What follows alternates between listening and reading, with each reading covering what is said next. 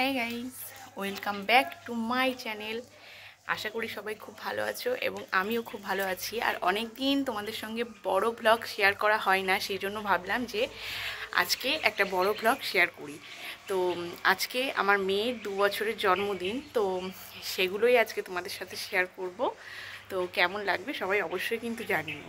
আর এখন কিন্তু ঘড়িতে প্রায় 2টো বাজে আর আমি চলে এসেছি রান্নাঘরে। তো রান্নাঘরে এই যে সবজি কিন্তু আগেই আমি সব কেটে রেখেছিলাম। এখানে আছে 5 রকম না, 5 রকম করতে গিয়ে 7 রকম হয়ে গেছে, মোটামুটি 7 রকম, যেগুলো শুধু আমার মেয়ের জন্যই ছিল। পাঁপড় ভাজা হয়ে গেছে আর এদিকে চাটনি করেছিলাম, আর এদিকে সব সবজি কাটা আছে, ফ্রাইড রাইস হবে তাই। আর এখানে বেগুনি করার জন্য বেগুনও কেটে রেখেছিলাম।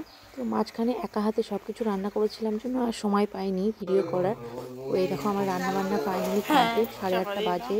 তো ওখানে ফ্রাইড রাইস করেছি, এই যে বেগুনি ভেজেছি আর মিষ্টি আছে, আর এখানে আছে পায়েস, আর ছিল চিকেন কষা। তো এই যে চিকেন কষা। তো চলো ওদিকে দেখায়, বাচ্চারা সবাই বসে আছে, আমার মেয়েও এই যে রেডি হয়ে বসে গেছে একদম, শুধু আমার আসার অপেক্ষায় ছিল। তো এবার কেক কাটিং হবে, তো তোমরা দেখতে থাকো। আর কেমন লাগলো অবশ্যই কিন্তু জানাবে ভিডিওটা। আর সবাইকে বলবো সাবস্ক্রাইব করে দিও আমার চ্যানেলটা, আমার শুনুর জন্য প্লিজ। আর এই যে আমার শুনুর বার্থডে কেক।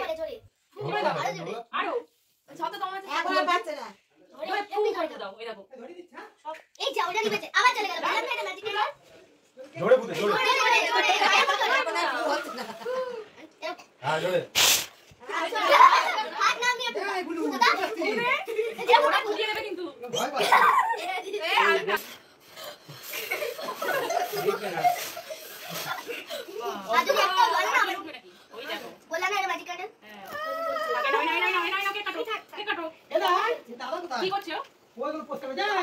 এরকম পরে পরিষ্কার করো। চলে গেছে। এটাও চলেছে।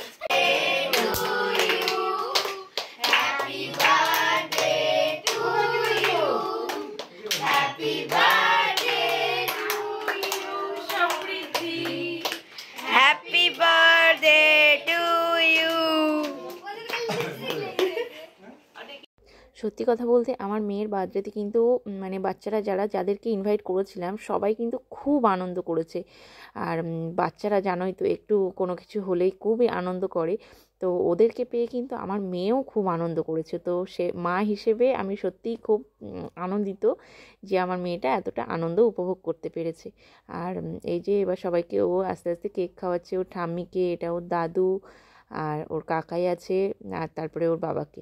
সাধারণত টাইম পেয়ে উঠি না জন্য বড় ব্লগ শেয়ার করা হয় না, বেশিরভাগ সময় শর্টস আর মিনি ব্লগই আমি শেয়ার করে থাকি। তো যদি ভালো লেগে থাকে সবাই কিন্তু প্লিজ পাশে থাকবেন এবং আমার চ্যানেলটি সাবস্ক্রাইব করবেন।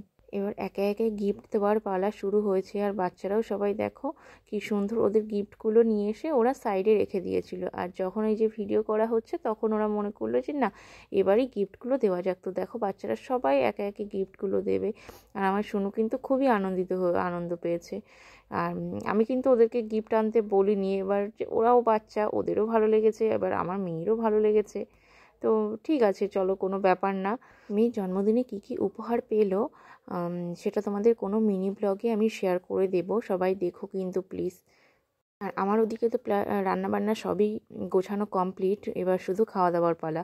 তো কেক কাটিং হয়ে গেল, গিফট দেওয়া হয়ে গেল, এবার কিন্তু বাচ্চাদেরকে সবাইকে একসঙ্গে বসিয়ে দিয়েছিলাম খাওয়ার জন্য।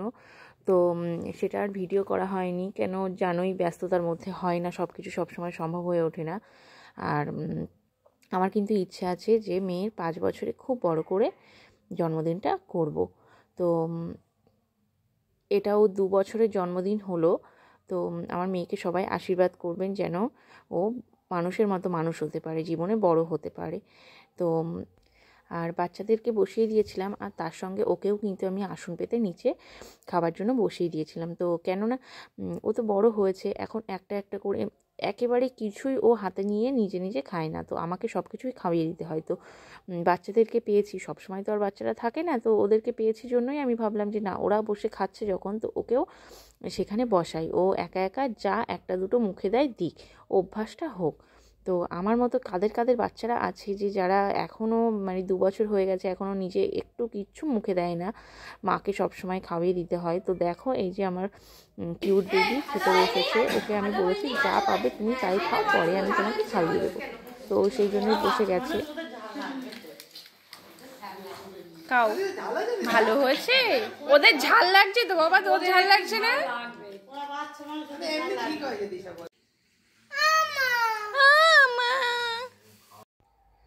এখন কিন্তু রাত্রি প্রায় 11টা বাজে। তো মেয়েকেও আমি খাইয়ে দিয়েছি, আর এদিকে দেখো আমাদেরও প্রায় খাওয়া দাওয়া কমপ্লিট। আমার যদিও খাওয়া হয়নি এখনও, আমি মনাকে ঘুম পড়িয়ে তারপরে তাই খেয়েছিলাম। তো এই দেখো আমার বাড়িটা, আর এই যে আমার ঘর, আর আমারও খাওয়া দাওয়া কমপ্লিট হয়ে গেছে। আর এদিকে সব কিছু আমি মোটামুটি গুছিয়ে এক সাইডে রেখে দিয়েছি। আর এখন বাড়ির অবস্থাটা দেখো, চারিদিকে পুরো এঁটো কাটি নোংরা পুরো ভর্তি। তো যাই হোক, এগুলো সকালে পরিষ্কার হবে। তো আর যা বাদ বাকি খাবার বেঁচে ছিল সে খাবারগুলো সব ফ্রিজে ঢুকিয়ে দিয়েছি। তো এখন কিন্তু রাত্রি দেখো 12টা 47 বেজে গেছে, আর এখনও পর্যন্ত আমি ঘরে যেতে পারিনি। এবার পাটা ধুয়ে তারপরে ঘরে যাব।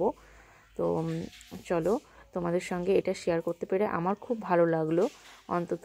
আর আমার মনে হয় একটা স্মৃতি হিসেবেও এটা থেকে যাবে, যে মেয়ে 2 বছরের বার্থডেটা আমি নিজের হাতে সব কিছু অ্যারেঞ্জ করেছিলাম। তো চলো, অনেক কথা বললাম তোমাদের সঙ্গে, যদি জানি ভিডিওটা অনেক বড় হয়ে গেছে। তো যারা দেখবে প্লিজ কমেন্ট করো এবং লাইক করো, শেয়ার করো।